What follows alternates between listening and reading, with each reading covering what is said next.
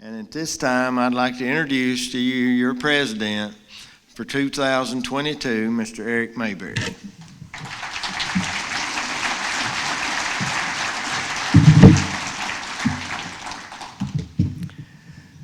Thank you, Mr. Vice President, for that wonderful introduction. I appreciate that very much. James has been a source of strength and been a pleasure to work with this year, and I sincerely appreciate it a lot. We have become a team, and it has been a long time ago since we sat down at that table. I don't even what remember, probably a president's conference, I guess, and got to know each other. And I always appreciate people. It's about my height, and James is about my height, so that helps a little bit right there. But thank you very much. Good afternoon to all of you. It's great to see all of you in this beautiful setting at this wonderful time of the year, and it's a privilege and a pleasure for me to report to you, to the leadership of this Farm Bureau organization, a few of the many highlights of this past year, as well as maybe a few upcoming events. 1 year ago today, I stood in this place and I accepted the honor and the privilege and the challenges of serving as your president. And it only took me a few seconds to make my first mistake. Those of you that were here might recall that I did not take the opportunity in my haste and my excitement to thank you for that honor and privilege to introduce to you my wife. So, lest I make the same mistake twice, and if I don't do anything else here today, I'm gonna fix that. So I think she's on this side of the room this year. I'm gonna ask my wife, Lynn, to please stand.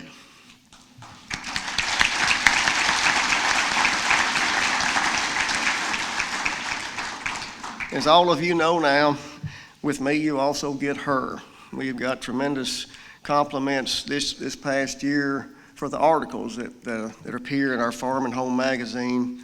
And if you don't know by now, I've tried to tell everybody when you compliment me about those articles, it's really her. She does about at least 75% or more. So we are definitely a team, and we appreciate the opportunity to serve you, both of us as well.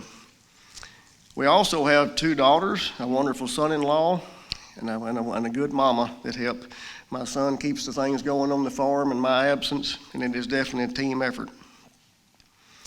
All of those folks with you are a constant support, a source of support and encouragement.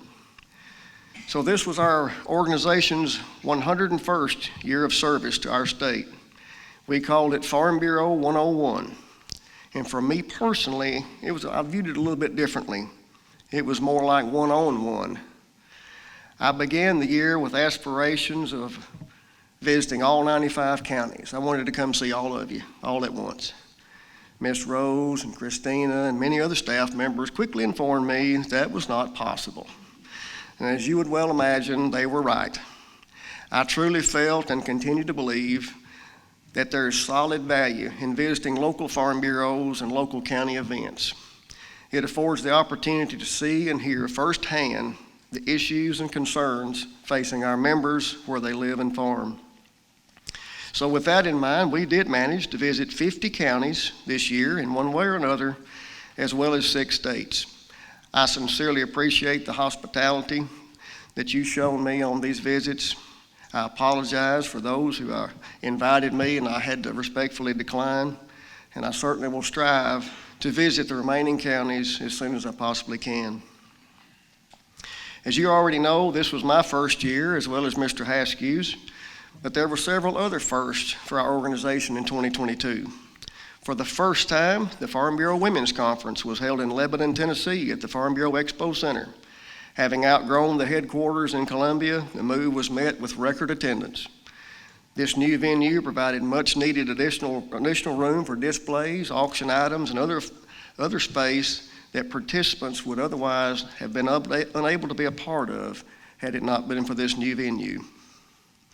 Our women's organization also, for the first time, held a leadership training program in October at the home office in Columbia. County women's leaders gathered from all across the state to improve their understanding of Farm Bureau, the special relationship with our service companies, and improve their overall leadership skills to make them more effective leaders in their county leadership roles. Hats off to Ms. Brenda Baker for them taking the opportunity to improve. The young farmer and ranchers, for the first time, took full advantage of the Farm Bureau Expo Center and the many benefits of that facility in July as they held their annual summer conference there. Over 300 young farmers registered for the event, also a record number. It was quite a setting with tractors and equipment, activities and displays, all indoors with air conditioner in mid-July. But of course, the more messier activities were still held outside. Also a first for our young farmers, there will now be a Young Farmer Advisory Committee. This 9-person committee will consist of 9 people who will meet at least twice a year and formulate a longer-term vision for the future of the Tennessee YF&R organization. The committee will guide changes, ideas, and future plans and bring recommendations to Farm Bureau staff as well as the current state YF&R committee. This idea for an advisory committee was conceived by our current YF&R chairman, Rob Holman. Rob has been a joy to work with this year and is a perfect example of the positive results that are possible when we continue to support young farmers and evidence the future is indeed bright. Congratulations, Rob, on a very successful year in your state committee.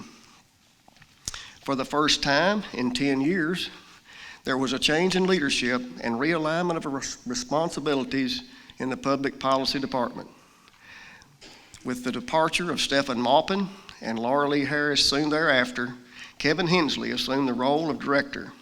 After the hiring of Shelby Van Oy and Kristen Walker's move from field staff, there is now a brand new look in public policy.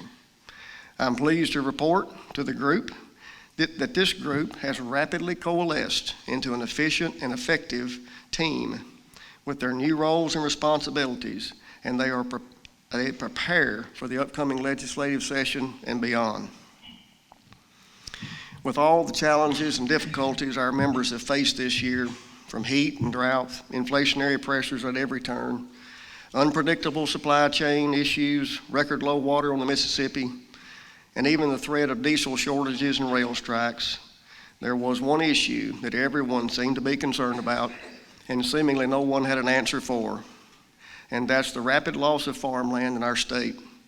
Indeed, Tennessee continues to rank among the highest of all states in farmland loss. As a matter of fact, Tennessee is now officially ranked 3rd in the nation in rate of farmland loss. Most concerning is the fact that the more than 1 million acres that are predicted to be lost by 2040, over half will be some of Tennessee's most productive farmland. As a general farm organization tasked with safeguarding all aspects of agriculture, and on the other hand, consistently advocate for private property rights, this presents a particularly difficult situation for we as Farm Bureau members. But please know that we as an organization intend to work diligently on the issue as it affects all of us in one way or another. We are currently engaged in efforts with the Tennessee Department of Ag as well as the UTIA, both of which have done much analysis to help guide and inform our farmers in rural communities, and we will continue to explore all avenues regarding this issue. To quote a longtime professor from the University of Tennessee at Martin regarding the preservation of nature and open space and farmland, the critical conversation basically comes down to those that are for concrete and those that are not. Therefore, as we travel down this road of progress versus preservation, there may very well be opportunities to partner with individuals and groups that have traditionally, we have found ourselves on the opposite side of the fence. The landscape of our beautiful state will almost certainly look different and function differently in the future. But with proper planning, input, cooperation from all of us, the future, I say, is still ours to shape. Now on the farm, we have plans for the day, plans for the month, plans for the year, and plans for the future. I'm a believer in planning. Planning is important for our organization as well. This past summer, your board named a 10-member strategic planning committee to conduct surveys and background work to develop a strategic plan for the next 5 years. The committee devoted a lot of time and effort to create a plan. Tomorrow morning, it will be presented to you, and I urge as a delegate body that you support this plan. It embraces our core values of principled, trustworthy, responsible, dedicated, organizational resiliency, agricultural sustainability, promotion and education, and not the least of which, grassroots. We will also share with you the final summary of our completed Cardio 365, the strategic plan that has guided us the past few years. It should come as no surprise to anyone that our tremendous Farm Bureau staff has a tremendous Farm Bureau leader. In 2023, Radonna Rose will have served 37 years with our organization, the last 12 as Executive Vice President. In 2017, Ms. Rose also assumed the responsibilities of Chief Administrative Officer as well. I struggle to express just how incredibly valuable Radonna Rose has been to me my first year as president. Working with her and having access to her knowledge and experience has, without a doubt, been a blessing. As we make decisions and solve problems on a daily basis, her guidance and unique perspective continues to pay great dividends, not only for me personally, but more importantly, our organization as a whole. Radonna's leadership has been instrumental in guiding the Farm Bureau in the Cardio 365 plan the last 5 years, and I look forward to the great work and accomplishments she and the staff will accomplish within the next 5 years. Thank you, Radonna, for your dedication and hard work.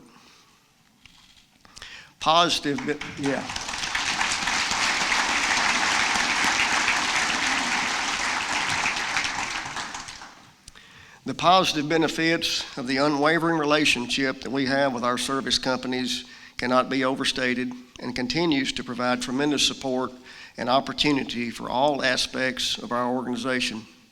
I want to personally thank Jeff Panel and all his team for their diligent work this past year.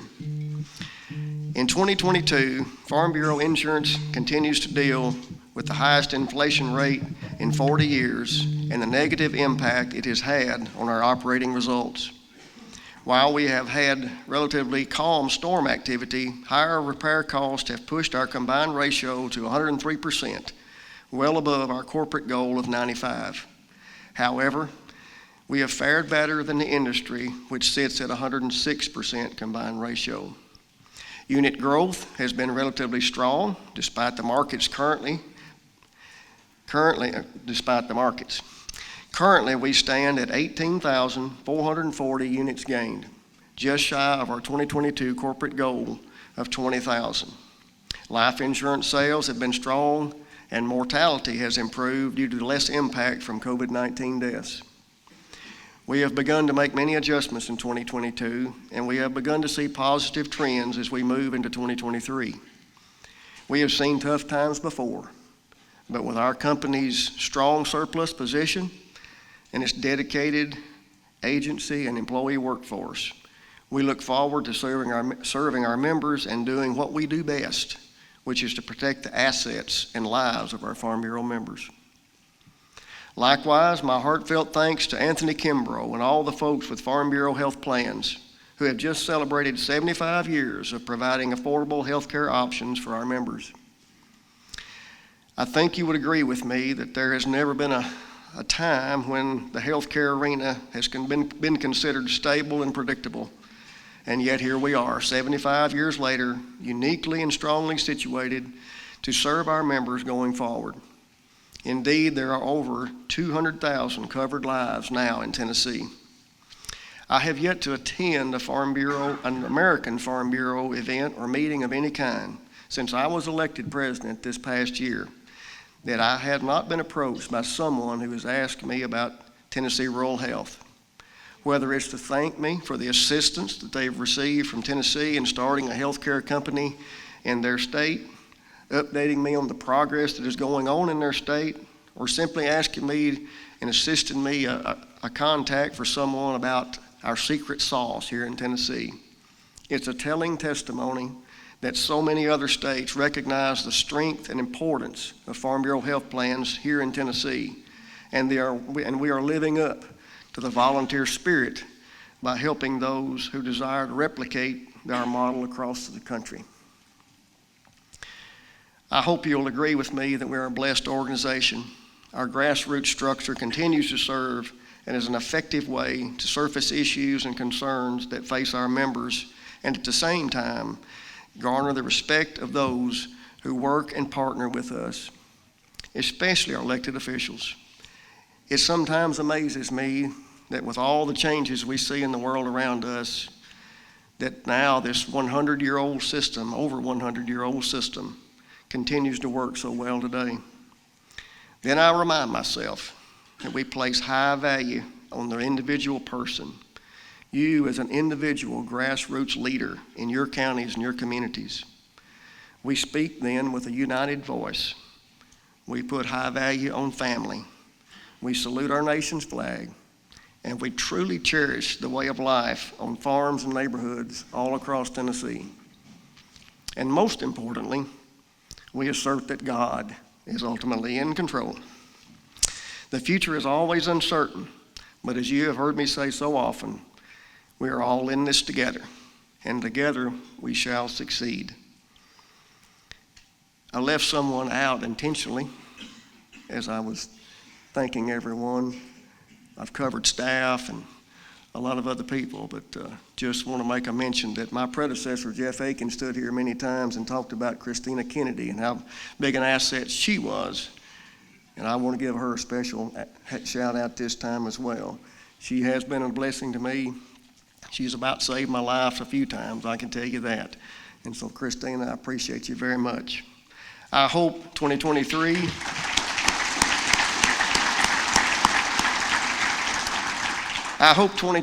is a great year for all of you and your families and farms.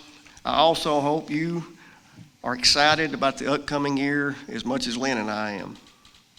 Good Lord willing, we are going to join the Grandma and Grandpa Club in mid-March.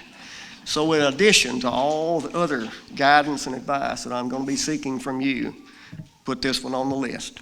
Thank you so much for your kind attention. I appreciate you so much.